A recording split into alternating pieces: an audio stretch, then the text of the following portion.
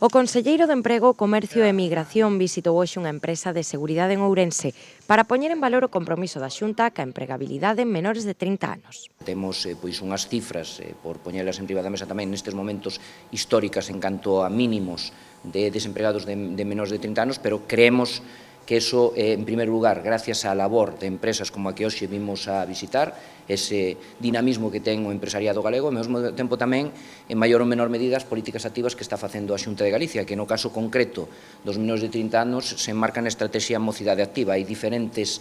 programas e hoxe aquí pois temos un traballador menor de 30 anos, é evidente que menor de 30 anos,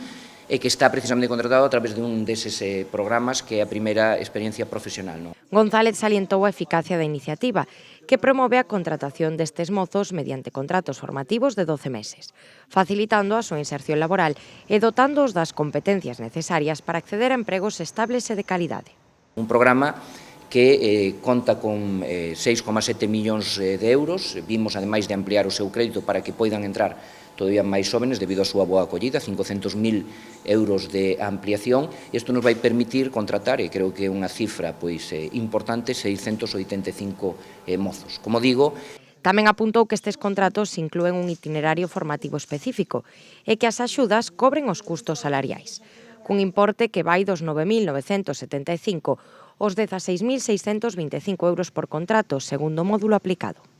Nos levamos xa 40 anos, de feito nos temos aquí xente que empezou en práctica xa fai máis de 20 anos e segue traballando con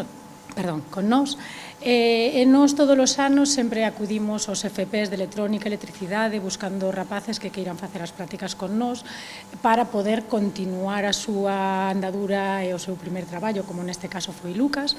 En este caso, pois, nos facemos dende mantementos e instalacións de protección contra incendios, instalación de alarmas, sistemas de videovigilancia. Bueno, eu, como dixen antes, empecé en abril, máis ou menos, coas prácticas, cando rematei o ciclo superior, e despois xa, cando obtiven o título e todo eso, xa me incorporei directamente á empresa, e a verdade é que é moi agradecido, porque nun sector que notase moito a responsabilidade, confiar en xente que non ten esa experiencia así, e poder pouco a pouco ir aprendendo, integrarse neste mundo laboral, pois é moi importante, a verdade.